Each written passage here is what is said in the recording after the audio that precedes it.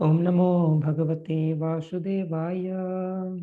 Om Namo Bhagavate Vasudevaya. Om Namo Bhagavate Vasudevaya.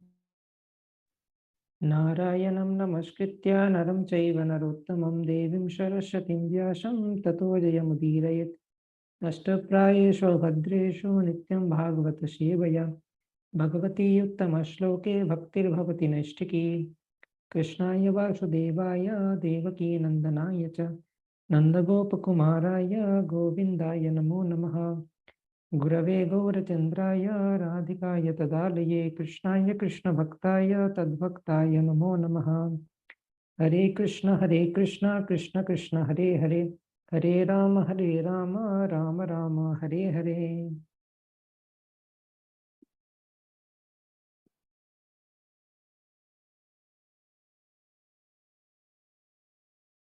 So today we will have a quick overview of the fourth canto of Srimad Bhagavatam. We have already completed the fourth canto. So we will do a quick revision, and then in the next class we can start fifth canto.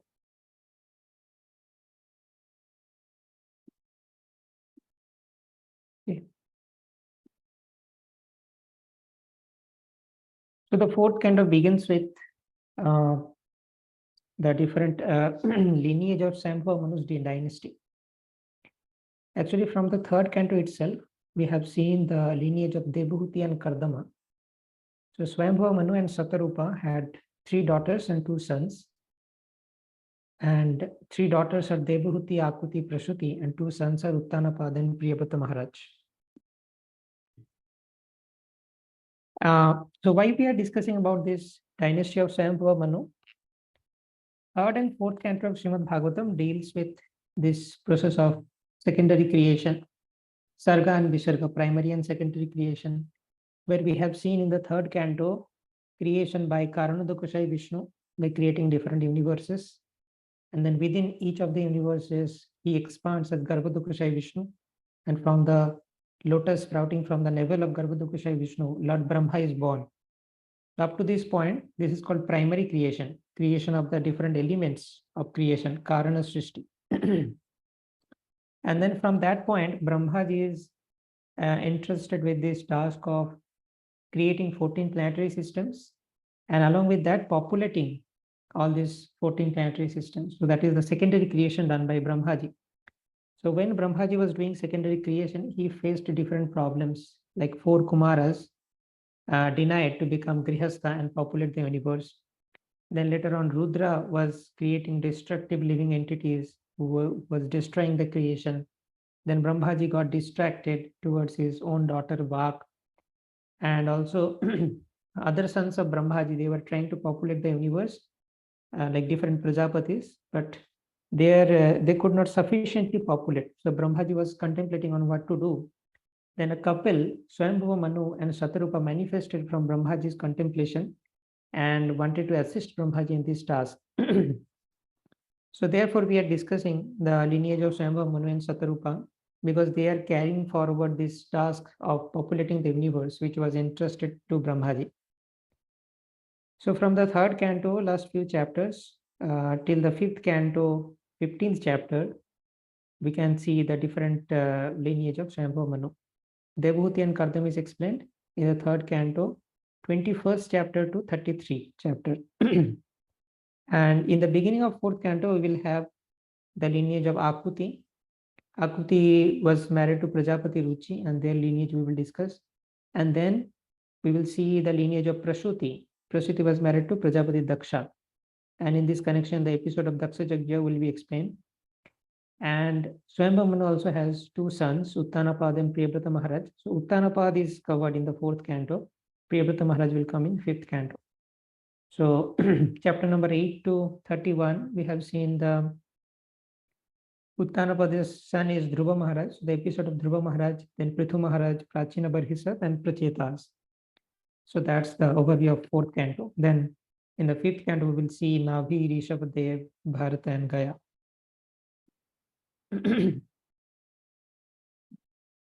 So in the chapter 1, we can see the genealogical table of the daughters of Manu. daughters means Devahuti, Akuti and Prasuti. So here we can see Akuti got married to Prajapati Ruchi and begot a couple. So Akuti and Ruchi gave birth to Yagya and Dakshina. So the Yagya is grandchild of Swayambhava Manu. Still Swayambhava Manu wanted to adopt the boy because Yagya is the incarnation of the Supreme Lord. So therefore Manu wanted to adopt him. And later on they got married, Yagya and Dakshina, and begot 12 Tushitas or demigods in the Swayambhava Manvantara. In this connection, there is also description of how Devahuti and Kardam gave birth to Lord Kapila, and along with that 9 daughters. And one of those daughters is Anasuya. Anasuya was married to Atri Muni, and Anasuya and Atri Muni begot 3 children, Soma, Dattatreya, and Durvasa. They were partial expansions of Brahma, Vishnu, and Shiva. So that's the short description about the lineage of Akuti and Prajapati Ruchi. So the main thing is Akuti and Prajapati Ruchi gave birth to Yagya and Dakshina, and this Yagya was adopted by Manu. And later on in the end of life, Manu prayed to Yagya incarnation, and that's the Ishopanishad, which we have. Srila Prabhupada translated this into English. And then we have the second daughter or the third daughter. The first daughter, Devahuti, is explained. Akuti is explained in the first chapter, and now we will explain about Prasuti and Daksha.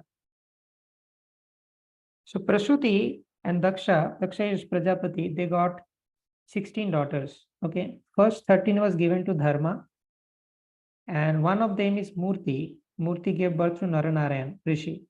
Naranarayan Rishi is another incarnation of the Supreme Lord. Okay, and then they were Krishna and Arjuna in Dwapara Yuga.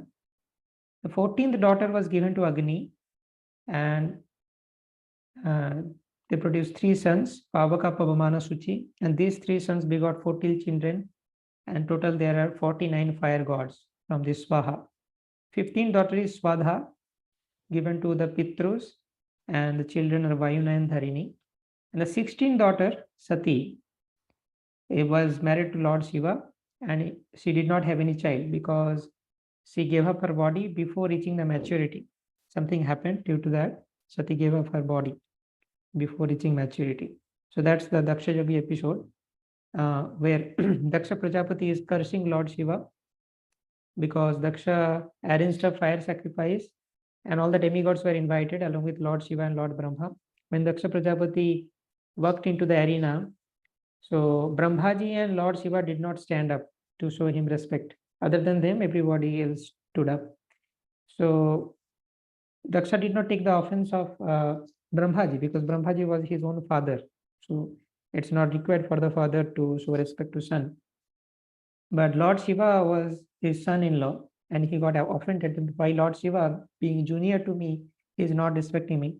Actually, Lord Shiva was meditating on Paramatma. Therefore, he did not notice the external ambience.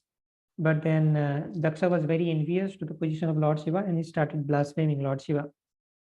Okay. So after this blasphemy, what happened that Shiva's followers like Nandishwara and all, they became infuriated and they started cursing the Daksha's party or the Brahmanas, and then Brahmanas started counter cursing. So these cursing and counter cursing started happening, and then Lord Shiva thought that it's better for me to leave this place, otherwise this will continue. So then Lord Shiva came back to his own abode. Now there is talks between Lord Shiva and Sati explained. So although Lord Shiva did not retaliate anything, he just came back. But Daksha was not satisfied. Daksha was thinking, I did not sufficiently insult Lord Shiva. I tried to insult him, but he was not agitated and he just went back. So I want to further insult Lord Shiva by conducting another sacrifice. So Daksha started another Vajapaya sacrifice, and all of the demigods were invited. And this time he did not invite Shiva and Sati.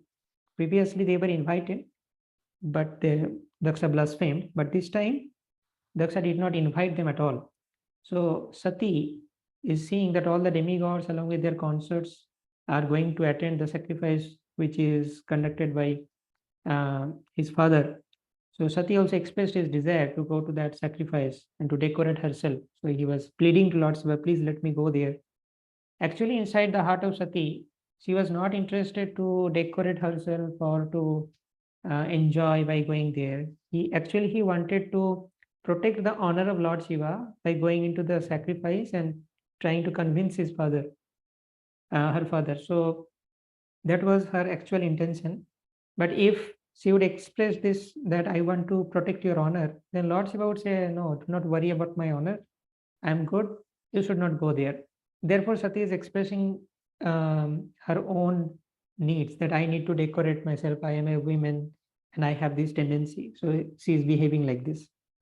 So then Lord Shiva finally gave different reasons, that your father is a fault finder and he will speak harsh words towards you.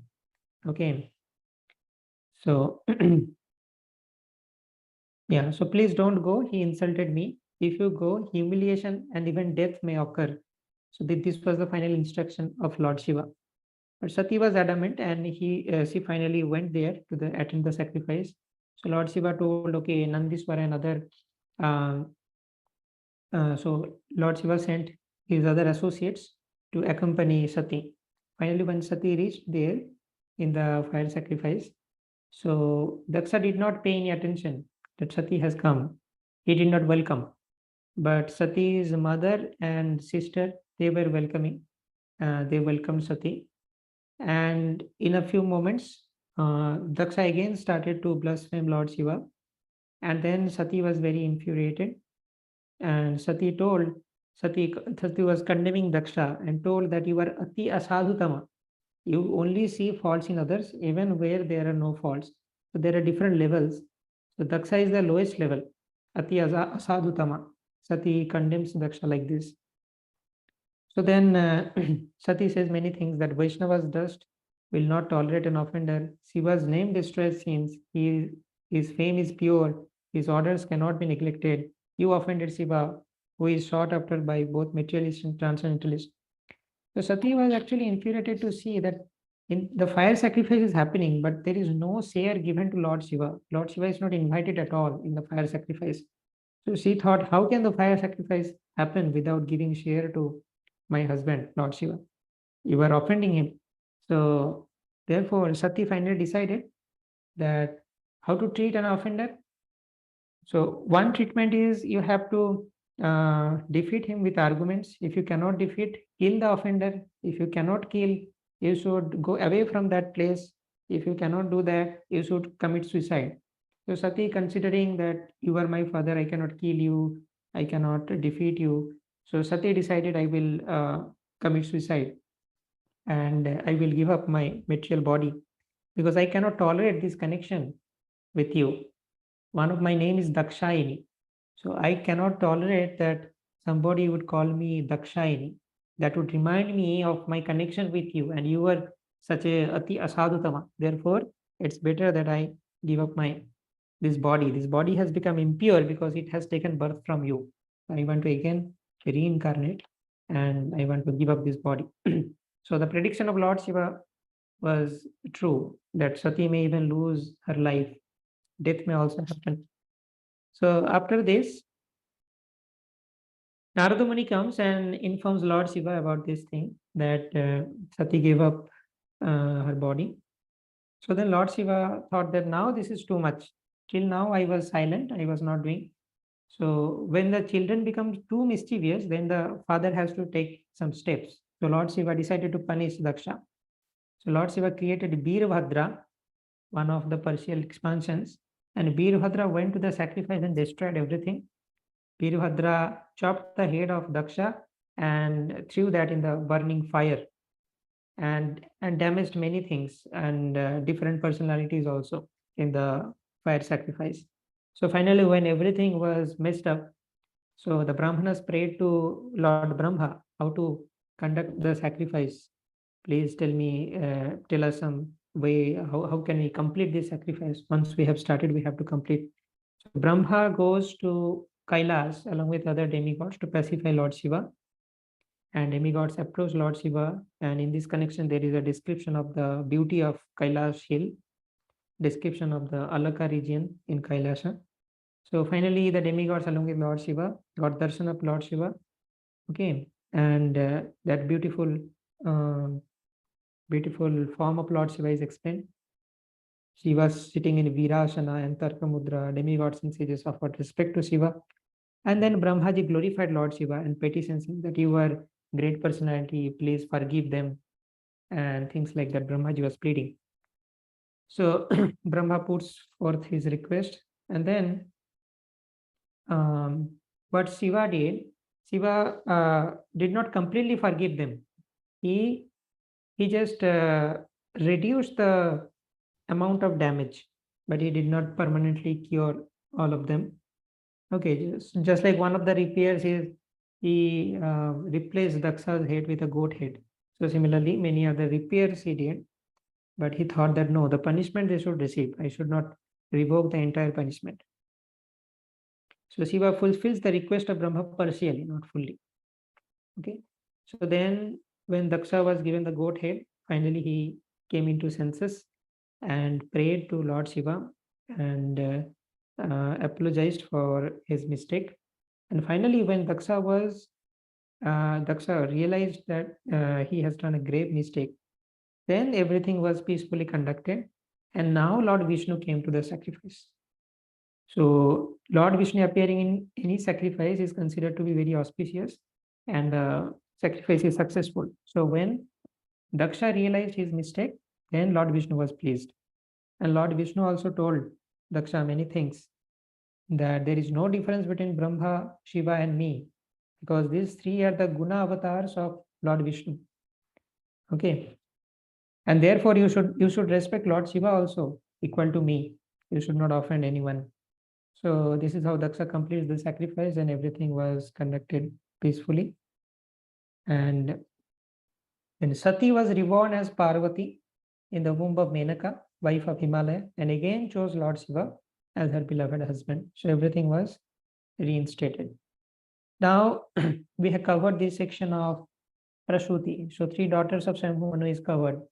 Devahuti in the 3rd canto, then Akuti in the 1st chapter of 4th canto, and from 1st to 7th chapter of 4th canto we have covered Prasuti. Now from 8 to 31 we will cover this lineage of Dhruva Maharaj. So what happened with Dhruva Maharaj? Swayambhu Manu's one son is Uttanapad.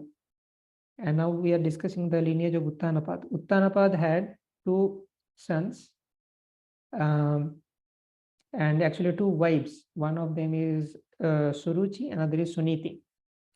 So Uttama was the son of Suruchi and Dhruva Maharaj was the son of Suniti. Okay, so Suruchi was very dear to Uttanapad, but Suniti was not. But Suniti was very much religious and she was a pure devotee. Suruchi was a little envious personality, and he has just she has just made Uttanapad a henpecked husband. So therefore, Uttanapad cannot take care of Suniti and Dhruva Maharaj. He was partial to Suruchi and Uttama. So one day what happened, that this Uttama was sitting on the lap of his father Uttanapad. So when Dhruva Maharaj saw that my brother is sitting on the lap of my father, I should also sit. So Dhruva Maharaj also tried to sit on the lap of his father. Then Suruchi insulted Dhruva Maharaj. Suruchi told, you don't deserve to sit on the lap of your father. You need to die and take birth in my womb. Then your desire will be fulfilled. Otherwise, it is impossible. So you have to die and you have to do austerity, devotional austerities to Lord Vishnu, worship Lord Vishnu, and you have to then accrue some pious credit. Then you will be born in my womb. Then you are qualified enough to sit in the lap of your father. So this is how Suruchi insulted Dhruva Maharaj. And Dhruva Maharaj being a Kshatriya at the age of 5 only, he took this insult very, very seriously. So Dhruva Maharaj's heart was pierced with the harsh words of Suruchi, and Dhruva Maharaj came to his mother Suniti. Suniti was also aggrieved. Losing her patience, she burnt in grief and shed tears. But Suniti gave good teachings to Dhruva Maharaj. So Suniti told, my dear Dhruva, please do not have any grudge towards your stepmother Suruchi, because whatever is happening with you, it's due to your own karma. Whatever sufferings you are getting, it's due to your own karma. Do not wish ill fortune of others. And you should find one good thing in Suruchi's chastisement. She told many insulting words, but one thing she told very correct. That is, you should worship the Supreme Lord, because in this situation we cannot help you. Only the Supreme Lord can help. So you should also take shelter of the Supreme Lord. So Dhruva Maharaj, after being insulted, he decided, oh, I was not allowed to sit on the lap of my father. So I want to have a kingdom which is even greater than my great grandfather. But to speak of a small place in the lap of my father, I want to have a kingdom greater than not my father, not my grandfather, but even greater than my great grandfather. Who is the great grandfather of Dhruva Maharaj? Dhruva Maharaj's father is Uttanapa. Grandfather is Swambhava Manu. Great grandfather is Brahma. And Brahmaji possesses the whole universe. So having a kingdom greater than Brahmaji means something out of this world, greater than the universe. So this was a very impossible desire for Dhruva Maharaj. Then Suniti told, I cannot do anything because your father anyway does not care for me. So you should worship Lord Vishnu. So Dhruva Maharaj left home to worship Lord Vishnu, and he was going to forest. In the way, Narada Muni intercepted him, and Narada Muni asked him, why are you going to the forest, Dhruva? Narada Muni was testing the determination of Dhruva Maharaj. Then Dhruva Maharaj narrated the story. And then Narada Muni told, oh, these things are very common in family. These disputes keep on happening. I will request your father, and your father will accept you in the lab. Do not worry, you go back. For such a small issue, you should not leave home and go to forest to worship Lord Vishnu. Worshipping Lord Vishnu is not a simple thing. It's a complicated process. Dhruva Maharaj told that whatever you are telling is very good, very noble advice, but I am sorry, I cannot follow this advice. If you have something which will help me to fulfill my goal, then you tell me, otherwise leave me alone. Okay, so then Narada Muni got the signal that Dhruva Maharaj is indeed very, very determined. Then Narada Muni explained him how to worship Lord Vishnu, and Narada Muni taught him one mantra, Vishnu mantra, and also instructed him that you should go to the forest and you should make a deity of Lord Vishnu, and then you should worship that. So Narada Muni was doing great austerity and worship of Lord Vishnu. How was the austerity? In the first month, Dhruva Maharaj was only eating kapita fruits once in 3 days. In the second month, he was only taking dry grass and leaves once in 6 days. In the third month, he was only taking water once in 9 days. In the fourth month, he was only taking air or breath once in 12 days. By the fifth month, Dhruva Maharaj controlled his breath and mind, stood on one foot, and meditated on the Lord's form. Everything he stopped, eating, drinking, even breathing. So severe austerity. So by the power of austerity, 3 worlds were trembled, earth was pushed down, everyone was suffocated, demigods approached the Lord for protection. Then Lord reassured the demigods that one of my devotees is doing severe austerities. Very soon I will appear to him and I will pacify. So then Dhruva Maharaj got the darshan of Lord Vishnu finally, and he was trying to offer prayers by seeing Lord Vishnu. But as he was a small child, he did not have sufficient vocabulary, Sanskrit vocabulary, to offer prayers. So Lord Vishnu touched Dhruva Maharaj's head with the conch shell, and immediately all Vedic knowledge manifested in Dhruva Maharaj's heart, and he could glorify the Supreme Lord with choicest poetry, Uttama Sloka. So very, very nice verses. We can recite one verse. Ya nirvritistanuvritam tava pada padma dhyanad bhavajjana katha shravanena vashyad shabam bhanesha mahimanyapina nathamavut kim tvanta kashi lulitat patatam vimanat. So Dhruva Maharaj is expressing the superiority of bhakti, that the ananda or bliss in bhakti is even greater than brahmananda or the ananda in liberation. So like this, Dhruva Maharaj offered different prayers. And then finally, Lord gives benediction to Dhruva Maharaj. Dhruva Maharaj was very ashamed that he started this austerity for some material desire. Sthanabhilashi tapasasthitoham tam praptavan deva munindra guhyam kacham vichinvanapi divya ratnam Swami Nikritarthosmi varam na jachim. So Dhruva Maharaj was the same that I started this austerity for some material kingdom, and now I have got you. You are the real diamond, and I was looking for some broken pieces of glasses. So I am very, very ashamed for that. So although after performing devotional austerities, we are purified of material desires, Lord remembers those desires and fulfills. So Lord gave Dhruva Maharaj the Dhruva Loka, and Dhruva Loka is non-different from the spiritual world. So in a way, it is even exalted than Brahmaji's kingdom, which is the material universe. The material universe undergoes temporary annihilation and creation, but Dhruva Loka is non-different from Vaikuntha, it is permanent. So this is how Lord satisfied the desire of Dhruva Maharaj, and Lord is personally present with Dhruva Maharaj in Dhruva Loka. Okay, so Dhruva Maharaj was lamenting that I started this austerity for material some material desires.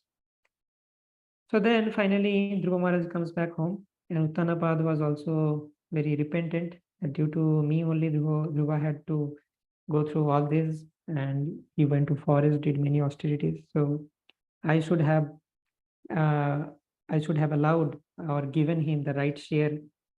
So Uttanapad was also repentant. And then finally Uttanapad enthrones Dhruva Maharaj and retires. And Dhruva Maharaj becomes the king. And because Suruchi and Uttama caused some distress to an exalted Vaishnava like Dhruva Maharaj, they were destined to die. So in due course, Uttama also died in the hands of Yaksas, and Suruchi also died. So, so Dhruva Maharaj was very, very infuriated towards the Yaksas because they killed his brother Uttama. So by this pastime, Lord shows that Dhruva Maharaj did not have any grudge for Uttama. Although if we were in that position, we would have envy that now I am bigger than you. One day you were bigger and I was trying to sit in the lap of my father. So Dhruva Maharaj did not have any kind of envy or grudge towards Uttama. And therefore, he became very angry with the Yakshas when they killed his brother Uttama. And he was fighting in such a way that the whole Yaksha dynasty was going to be destroyed. Then Brahmaji comes, Swayambhava Manu comes, and they pacifies Dhruva Maharaj that you should not do like this. You should not punish them, over punish them for a small mistake. Whatever happened to your brother Uttama is due to law of karma. So you please do not fight anymore and leave them. So this happened. And the whole fighting is explained how Yaksas, they were using some mystical powers. Okay. So Swayambhava Manu gives different reasons not to kill Yaksas. Understanding the ultimate cause is supreme. Give up anger and surrender unto Lord. And finally, Dhruva Maharaj goes back to Godhead. When he was going back home, back to Godhead in a Vaikuntha plane, he suddenly got down from the plane and asked, I cannot go unless my mother is going to Vaikuntha, because my mother was my first guru. She only instructed me to worship Lord Vishnu. So she should go first. So then the Vishnu Dutas told that, look, your mother is going ahead of you. Your mother will reach Vaikuntha sooner than you will reach. So do not worry. You please go with us. So this is the lesson that if we help someone in Krishna consciousness and they become pure devotee, then our ticket to Vaikuntha is also confirmed. Okay, so then Dhruva Maharaj goes to Kuvera also, and he seeks forgiveness. So there is a conversation with Kuvera, and Kuvera's instructions and benedictions to Dhruva. The Dhruva Maharaj's glorious rule and renunciation is also explained. Then Dhruva ascends to Dhruva Loka in Vaikuntha Viman. Okay. And the glories of Dhruva Loka is explained. Narada Muni glorifies Dhruva Maharaj. And the whole Dhruva Maharaj's episode has this Falashruti that benefits like wealth, fame, pure bhakti, etc. will come. All sins and miseries will be diminished. Way of reciting this story, when to recite, and result of such chanting is explained. So this is the Falashruti. Then we will discuss about the lineage of Dhruva Maharaj, further descendants in the lineage of Dhruva Maharaj. Okay. So who are further descendants? So one of the kings in Dhruva Maharaj is the descendant is Anga Maharaj. Anga Maharaj is a pure devotee. But Anga Maharaj's son is Vena. Vena was a very cruel king, and he used to torture and murder the citizens and very atrocious. Why? Because Anga Maharaj's wife, she was Mrityu. So that component is evil within Vena. One component is coming from Anga Maharaj, and another component is coming from his wife. Okay. Yeah.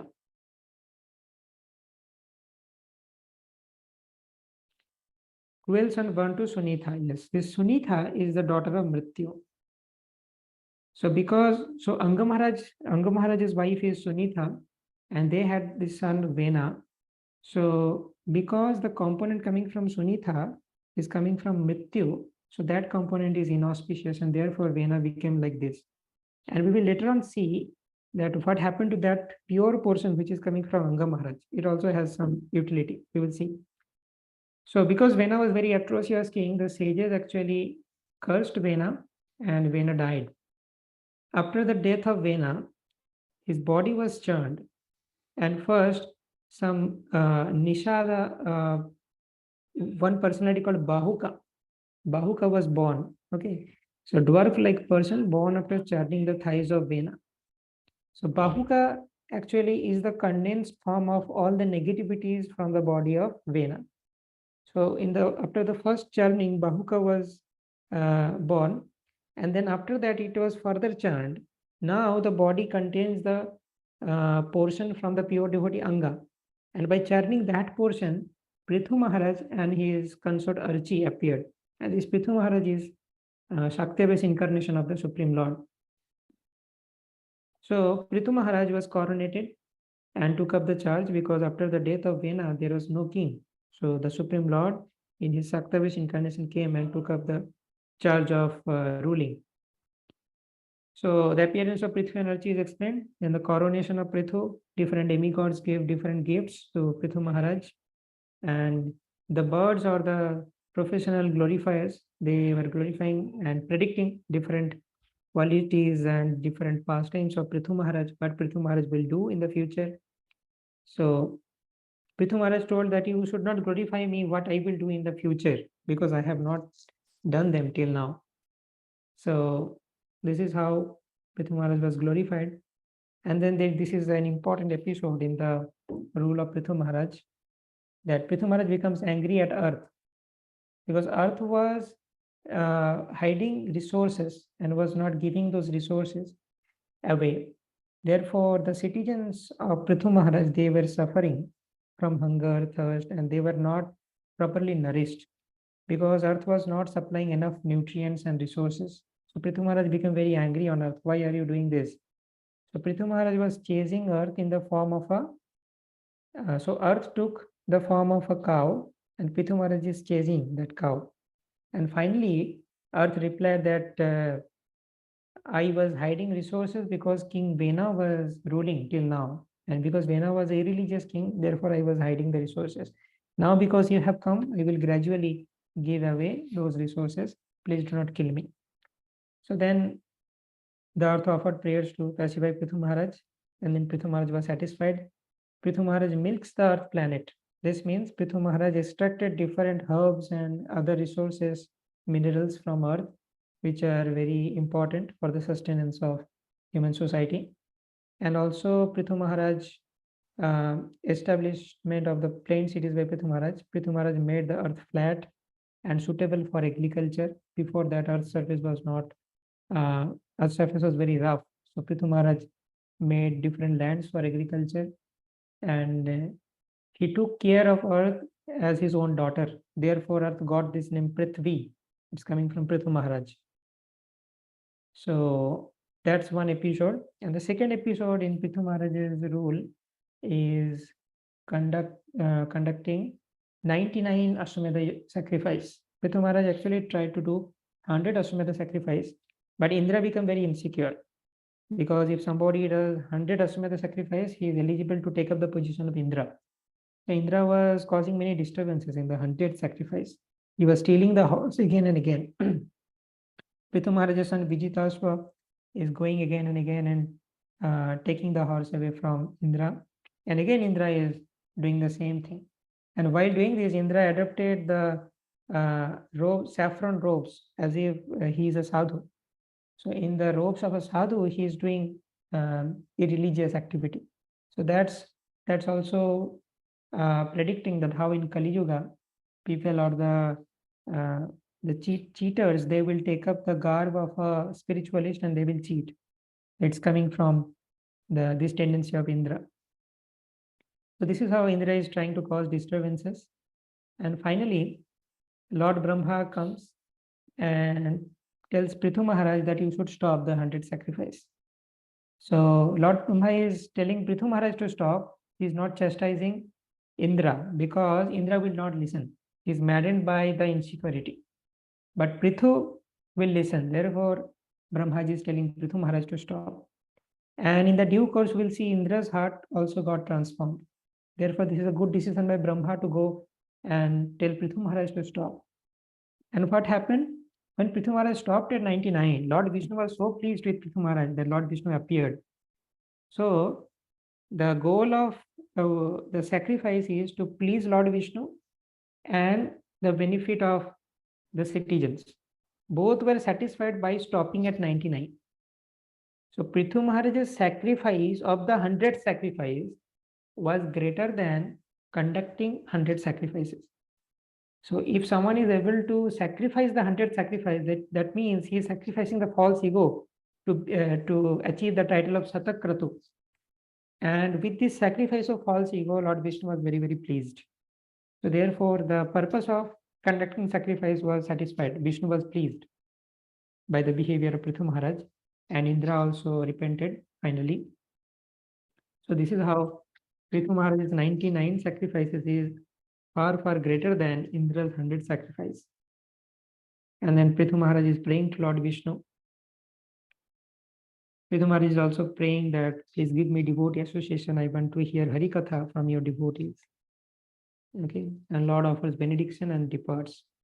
Then instructions by Maharaj Prithu to his citizens. Prithu Maharaj is instructing on devotional service that you should worship the Supreme Lord. Devotional service cleanses one's mind. Devotee does not surrender to material life again, etc. Prithu is not only upholding Varnashram Dharma, but giving teachings of devotional service to the citizens. Then Prithu Maharaj glorifies the Brahmanas and Vaishnavas to the citizens. Lord eats through the mouth of the Brahmanas and Vaishnavas. Don't offend them. And then the citizens, they praise Prithu Maharaj back. And then another episode is meeting with the four Kumaras. Four Kumaras comes into the assembly of Prithu Maharaj and they had a conversation with Prithu Maharaj, spiritual conversation. Prithu Maharaj praised the Kumaras and inquires from them. Okay. And Lord mercifully travels in the form of Siddha Rupas. The Sanat Kumara answers Prithu Maharaj's questions. First of all, they glorified the question of Prithu Maharaj that your questions are very, very beneficial for people in general. So this is the nature of great personalities. Although they are aware of the answers, they ask these simple questions so that the answer will benefit other people. And then Sanat Kumar answers further queries of Prithu Maharaj. Faith, inquisitiveness, worshipping the Lord, regular hearing, chanting. This is the essence of Bhakti Yoga. Not associating with the materialist, molding life centered on Lord's topic. Devotee should not accept sense gratification. So these were the instructions of Sanat Kumar. These are very much similar with nectar of instruction. Non-violence, following the acharyas, remembering simple living, tolerance, yama niyama. So this is how Prithu Maharaj received instructions from the Sanat Kumaras. And the glorious rule and qualities of Prithu Maharaj is explained. Then finally, Prithu Maharaj is also going back to Godhead. After handling the royal duties, Prithu Maharaj finally retires and he performs Ashtanga Yoga along with Bhakti Yoga. With Bhakti Yoga only we are able to liberate. But if we can add Ashtanga Yoga, then the process will accelerate. Because Prithu Maharaj was eligible to perform Ashtanga Yoga. We are not eligible. But Prithu Maharaj was eligible. So he accelerated the process by adding Ashtanga Yoga. Archie also performs the funeral of Prithu Maharaj as an intense fire. So when Prithu Maharaj finally gave up the body, gross body, by invoking fire due to the austerities, then Archie also followed. Archie performs funeral and enters that fire. So this also says that the Sati Pratha was very, very voluntary. It was not forced as it became in the modern days. Demigods' wives praise Archie by seeing the chastity of Archie. And there is Falashruti also. One who faithfully hears or reads attains Vaikuntha, perfect in their respective varnas, begets child, becomes rich, famous, and auspicious. So sometimes a material gain is also given to these pastimes in order to benefit people on the material level also. But the main purpose of hearing Srimad Bhagavatam is to cultivate bhakti for Krishna. And then we come to the next descendant of Dhruva Maharaj, that is Prachetas. So we have discussed Anga Maharaj, Vena, and then we have currently Prithu Maharaj. Now comes the Prachetas. So who are these Prachetas? From Prithu, we can see the genealogical line of Prithu. From Prithu comes Bijitasva, and they have their descendants. And finally, the Prachetas come in that lineage. So the whole third and fourth canto, Maitreya Rishi is speaking to Vidura.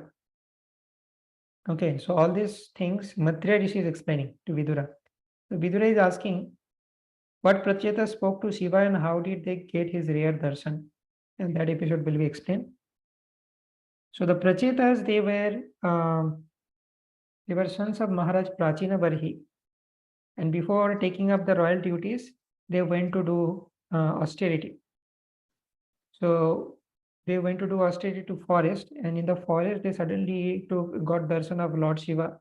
Lord Shiva appears with associates, and the Prachetas offers obeisances. And then Shiva teaches Rudra Gita to the Prachetas. The Rudra Gita has different sections. First section is to purify internal and external senses. Second section is description of the form of Krishna or Vishnu. The glories of devotional service, relationship between Lord and material creation. So this is a nice compilation of many different important things and prayers to the Supreme Lord. And Shiva taught this Rudra Gita to the Prachetas. And after Shiva left, the Prachetas started repeating that Rudra Gita, and they went underwater and they were doing austerities and they were reciting this Rudra Gita taught by Lord Shiva. They were doing austerities for many, many years. And then Narada Muni took compassion on their father. Now Prachetas were guided by Lord Shiva and they are engaged in devotional service. Fine, very good. But their father, Maharaj Prachinavar, he is engaged in Karmakanda rituals. So Narada Muni took compassion and wanted to give him devotional service. So Narada Muni met Maharaj Prachinavar, and Narada Muni was telling a story, allegorical story of Puranjana. And through this allegorical story, Narada Muni will teach Maharaj Prachinavar that how he was doing a wrong thing. Karmakanda is not the right thing to do. Okay, so Narada Muni is telling him that you have done so many Karmakandi sacrifices, and in those sacrifices you have killed so many animals. After you die, all those animals will take revenge on you in the hell, and you will suffer in pain.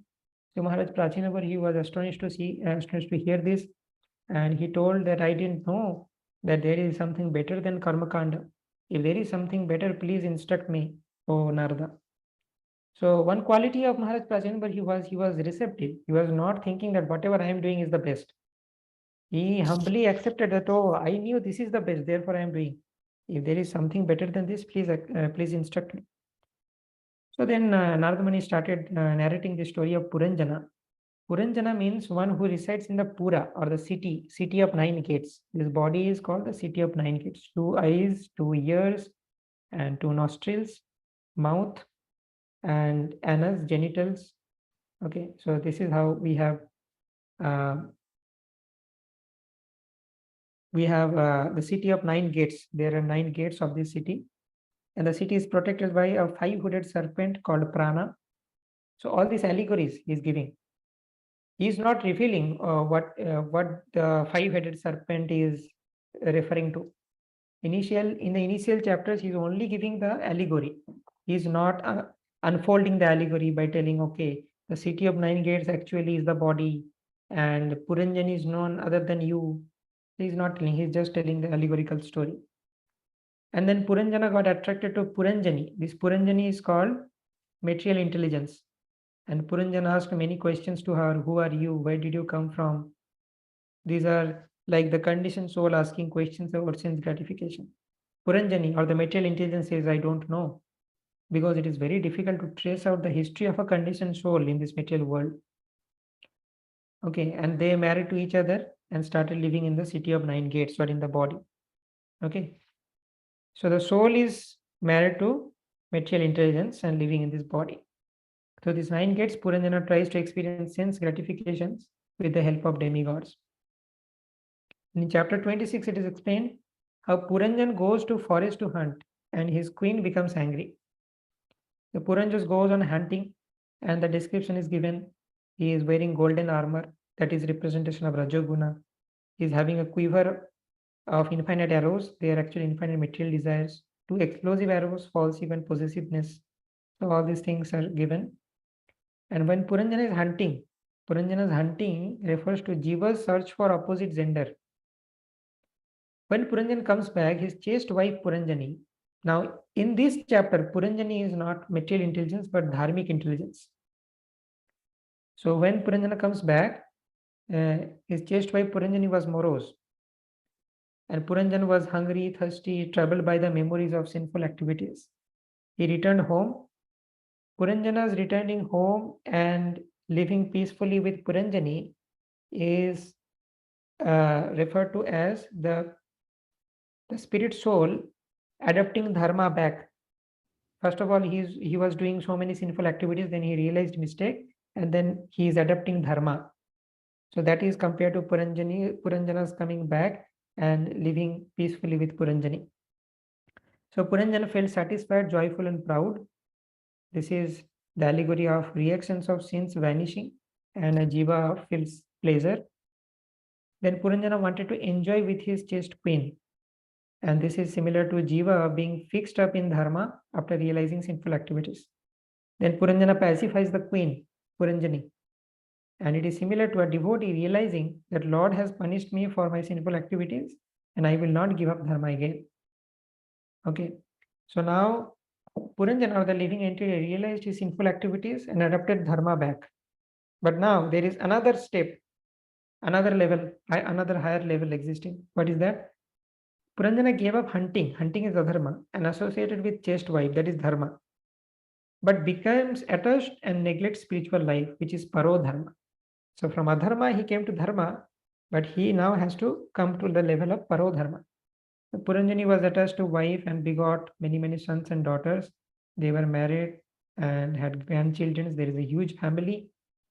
And all these family members are acting like plunderers of his wealth. Then Puranjana becomes very old. And Chandavega, or the time, attacks the city of 9 gates of Puranjana and destroys everything. Okay. And this has further allegories. There are many details. The 5-headed serpent or the Pranabhai is fighting against Chandavega or death. Puranjan is tormented. Then Kalakanya is Jara. Jara means old age. So Kalakanya is the daughter of Chandavega. Chandavega is death. Kalakanya is old age. Looking for a suitable husband. And so the main thing is old age, fear of death, time, Gandharvas, fever. Everything is attacking simultaneously at the time of death. Means the Puranjana city is attacked by many, many soldiers in the allegorical story. Okay, so everything in the city is scattered, all the family members become indifferent, our family members cannot save us from death. Finally, the life here left, there is loud cries and dragged by the Gandharva soldiers, which is similar to the soul forced to leave the body. And at this time, Puranjan remembers sweet dealings with his chaste wife Puranjani. So he was overwhelmed with Bhaya and finally died. In the next life, Okay, while remembering women. So Puranjana was remembering Puranjani while death. So in the next life, he became a woman in the Bidharva city called Vaidharvi. And Vaidharvi was married to Malayadhwaja. And Malayadhwaja, after retiring, performed severe austerities in the forest and finally died. Then Vaidharvi was lamenting for the death of Malayadhwaja. Then comes Abhignata. Abhignata is a Brahmana in the allegorical story who is actually Paramatma. So Paramatma comes and counsels Vaidharvi. Why are you lamenting? I am your friend. We lived happily together. Due to material desires, you become Puranjana. And then you become Vaidharvi. But you are neither Puranjana nor Vaidharvi. You are actually spirit souls. Then this is how Abhignata finally enlightened Vaidharvi. So this is how a Vaishnava is enlightening a living entity. And through the mouth of the Vaishnava, actually Paramatma is enlightening a living entity. And that is actually happening with Maharaj Prachinavarhi. Narad Muni is enlightening him. So the whole story connects to Prachinavarhi's own life. So this is how Narad Muni took up this innovative way of preaching by allegorical story. Then there are talks between Narada Muni and King Prachinavarhi. King Prachinavarhi accepted the solution given by Narada Muni, understood everything, and accepted that, oh, I understand now this bhakti is the topmost. Okay, and Narada Muni explained body chariot analogy and explains the saga of the conditioned souls in this material world. So in this chapter 29, Narada Muni unfolds the whole allegorical story and explains that, oh, this portion of the allegory represents this. And then finally, King Prachinavarhi understood everything. So the final solution is bhakti. Bhakti is the permanent remedy. Otherwise, nothing. So changing burden from one, so okay. Due to material desires, jiva transmigrates from one body to another like a stray dog goes from one house to another. And all the material solutions are like temporary relief. If we are carrying a burden in one shoulder, if we transfer to other shoulder, there is temporary relief, but the burden is same. So that's a material solution. That's not a permanent solution. Temporarily, we will get some relief. Permanent solution is bhakti. Narada Muni explains that. Okay, and this is how the teachings of Bhakti Yoga was given to Maharaj Prachinavarhi. Then Maharaj Prachinavarhi should also ask why one suffers karma previous life. And then Narada Muni says that the karmic baggage remains with the soul, subtle body and karma stays with the soul, and one has to suffer. All this process of karma, transmigration, subtle body was explained. Finally, the subtle body can be destroyed and spiritualized by Bhakti Yoga. If we develop spiritual desires, then our mind is spiritualized. We use our intelligence for Krishna, then intelligence is spiritualized. We develop spiritual identity, then false ego is spiritualized. And the Falashruti of this Puranjan episode is one gets liberation from the bondage of subtle body and gets relief from bodily conception. So this is how Prachina Barhisat is also enlightened. And then in the last few chapters, activities of the Prachetas are explained. So Vidura again asked about the Prachetas, what happened? Prachetas were meditating and reciting Rudra Gita, what happened to them? So after 10,000 years of austerity, Lord finally gave darshan to them. And after giving darshan, Lord first told that I am very pleased by your friendship and cooperation among each other.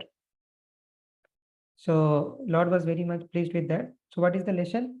We have to serve Guru submissively as the Prachetas served Shiva and maintain loving relationship among other disciples of the Guru, my God brothers or other devotees. Maintaining Maitri with devotees and serving the Guru and the Supreme Lord very, very submissively. And Lord told those who remember you, means the Prachetas, will also develop close friendship. Rudragit will fulfill desire and give good intelligence. Whoever recites, he will have a famous son. So Lord is giving benediction to them. And then finally, Lord instructed the Prachetas to marry Marisha. Marisha is the daughter of Pramalocha and Kandu. And she was nourished by the trees. And the Lord of the trees is Soma, or the moon god. So, and then the Prachetas, Lord told that you will enjoy material facilities with Marisha for 1 million celestial years, and then you will attain pure bhakti and go back to Godhead. So Lord is also ensuring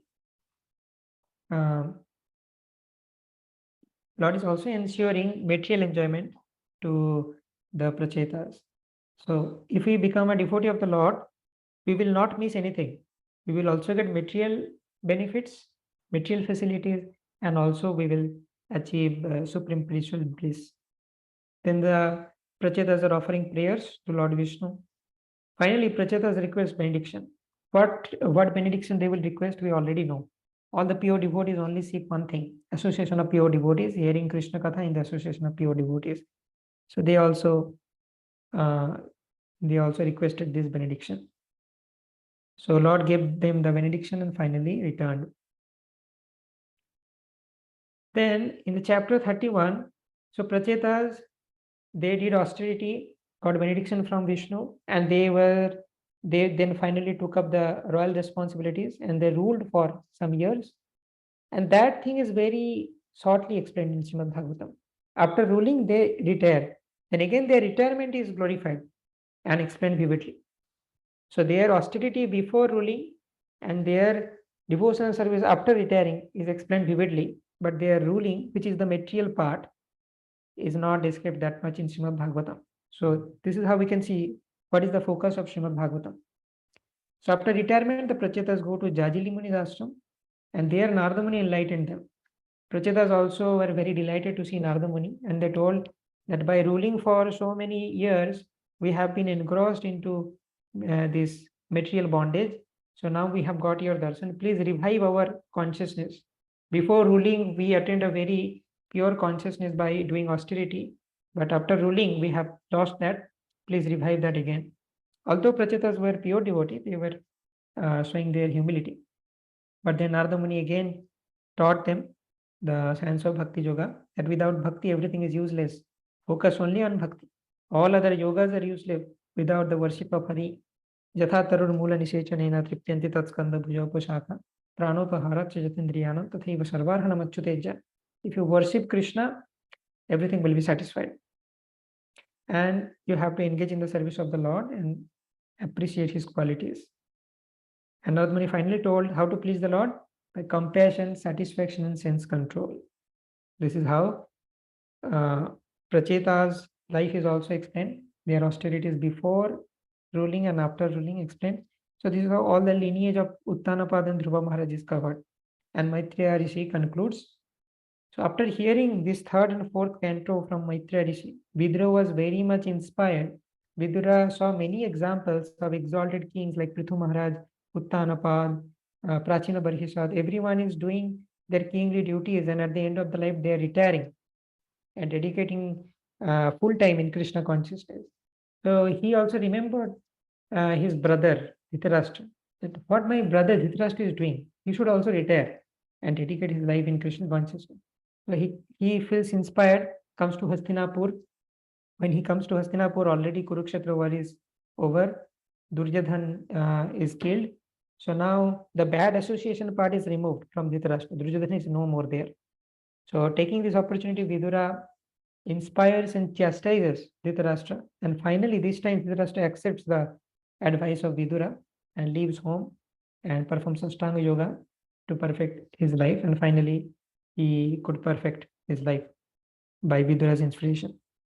And this actually explained in the first canto, 13th chapter. So after hearing third and fourth canto, Vidura goes to Hastinapur. That is explained in the first canto. So this is how, this is a flashback. So first, in the first canto, there is given the episode Vidura is counseling Dhritarashtra, and the background is given in the third and fourth canto. So this is how we have to understand these interconnections of different episodes. So here ends the fourth canto of Srimad Bhagavatam, the lineage of Uttanapad. So in the fifth canto, we will see the lineage of Priyabrata Maharaj, the fifth son or the second son of Swayambhava Manu. 3 daughters are covered, and now one son Uttanapad is also covered, and the next son Priyabrata Maharaj will cover in the fifth canto. So in the next class, what I will do a very short revision of canto 1 to 4. Only I will enumerate only the episodes, what has happened. So that will give you a better context. And then we will start fifth canto. Maybe a few chapters we can take. Okay, Granth Raj Srimad Bhagavatam ki jai, Srila Prabhupada ki jai.